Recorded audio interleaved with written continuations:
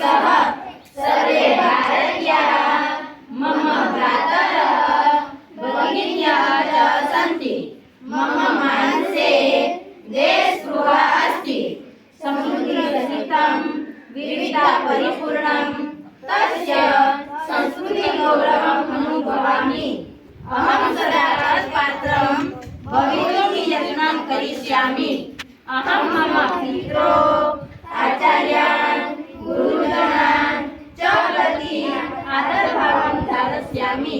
प्रत्येकैः सह शिष्टव्यवहारं च करिष्यामि।